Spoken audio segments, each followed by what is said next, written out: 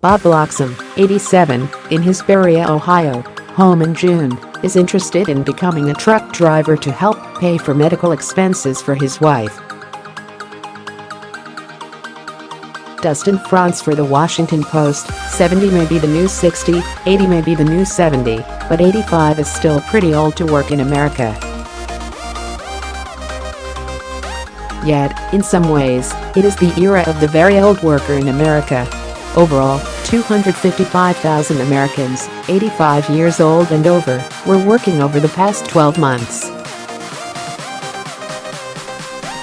That's 4.4% of Americans that age, up from 2.6% in 2006, before the recession. It's the highest number on record. They're doing all sorts of jobs: crossing guards, farmers and ranchers, even truckers, as my colleague Heather Long revealed in a front-page story last week. Indeed, there are between 1,000 and 3,000 U.S. truckers age 85 or older, based on 2016 Census Bureau figures. Their ranks have roughly doubled since the Great Recession. America's aging workforce has defined the post-Great Recession labor market. Baby boomers and their parents are working longer as life expectancies grow, retirement plans shrink, education levels rise and work becomes less physically demanding. Labor Department figures show that at every year of age above 55, U.S. residents are working or looking for work at the highest rates on record. At the lower end of the age curve, the opposite holds true. Workers age 30 and younger are staying on the sidelines at rates not seen since the 1960s and 70s, when women weren't yet entering the workforce at the level they are today. People who are still working at age 85 or above are, as you might guess, unusual. They hold very different jobs from their younger peers and rivals, even as they don't vary significantly by race, ethnicity, or geography. Most of the oldest workers are concentrated in just 26 of the 455 occupations tracked by the Census Bureau data. Those same 26 occupations are home to less than a third of the total workforce. Workers age 85 and older are more common in less physical industries, such as management and sales, than they are in demanding ones such as manufacturing and construction. Nobody questions whether older workers can make a difference. After all, some of America's most prominent workers are around 85.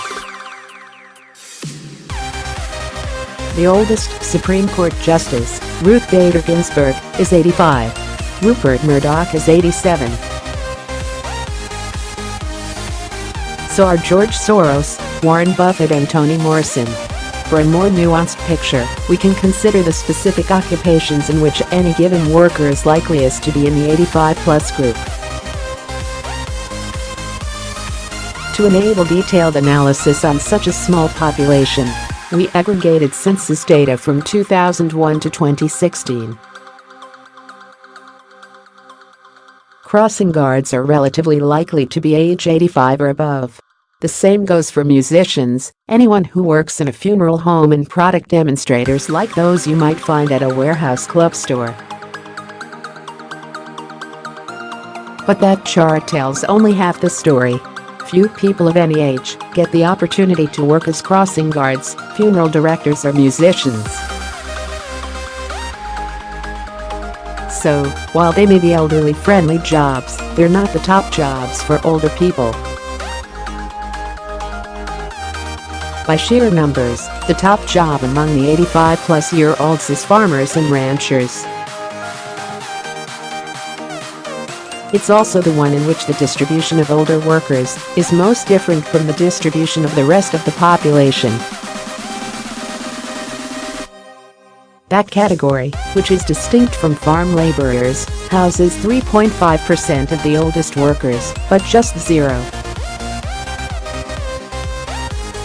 5% of the rest of the population.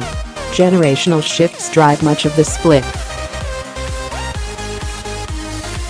When today's oldest workers were entering the labor force, farmers and ranchers had far more options than computer scientists did, and that's shaped their professional choices today, 7 decades down the line. But it doesn't explain everything. If you're in your late 80s or older and are still in the labor force, tell us what you do for a living and why you're still working. Is it by choice or by necessity? And would you feel comfortable driving an 18-wheeler? Employers want to know. Heather Long contributed to this story.